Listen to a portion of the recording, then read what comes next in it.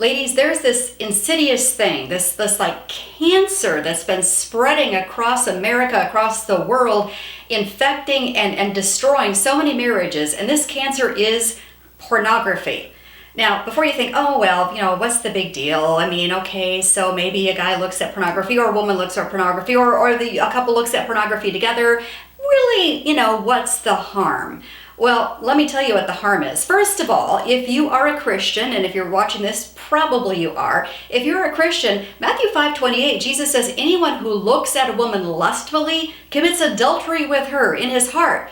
Okay, that's not so good. But also, just on a more like practical level, if you look at the studies and you see the progression of pornography use, it's an escalating kind of thing. A man gets kind of addicted to consuming these images, these perverse images, which of course usually leads to him stimulating himself, if you know what I mean, not to get overly graphic.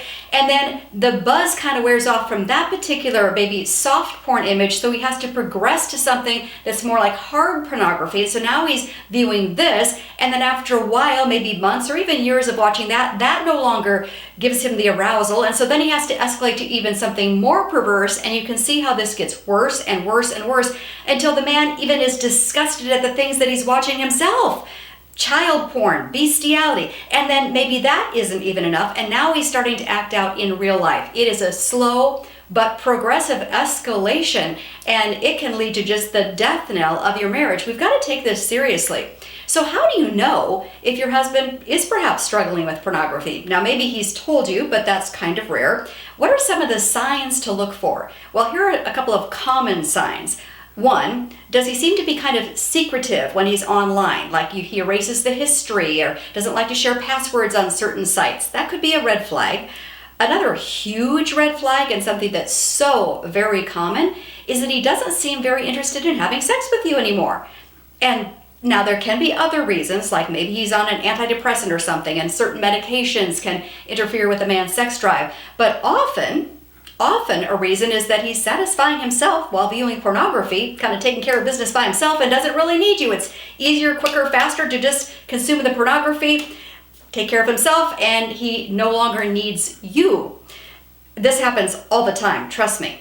Another sign that maybe he's looking at pornography is all of a sudden he seems to be demanding more perverse sex from you, doing things that, bondage, things that maybe he is trying to replicate from something he saw on pornography. These are some common signs, or just seeming like there's no one home. He's like there's this vacancy, like you just can't really connect with him anymore. And often this is because he's leading this kind of secret life of pornography. Now, if you suspect this is true, obviously have a talk with your husband. But here's the thing I want to share.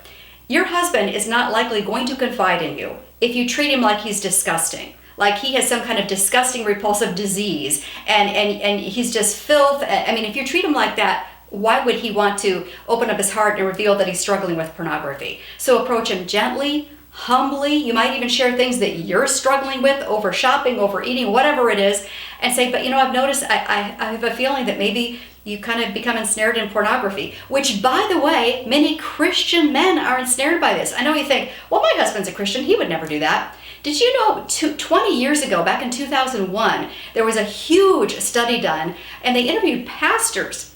40% of pastors struggle with pornography. If a pastor, almost 50%, struggle with pornography, there's a likelihood that your husband could also be tempted in this regard. Again, it doesn't make him disgusting. It's something that's just a poison, a cancer from the enemy that he's been using successfully to destroy marriages. Our part, ladies, is to be wise, to be alert, if we see the signs, to have that discussion with our husbands. And by the way, there is help available. There are so many resources. There are 12-step recovery programs that are Bible-based, 12-step recovery programs. There are sexual addict treatment programs. There's programs called like the Prodigals, which is one of the programs that's available to treat sexual addiction. There are counselors that specialize in this. So there are things that can be done if you discover that your husband has this problem. All is not lost. Again, approach him as his helper, and you will be more likely to come up with a battle plan together to fight this thing.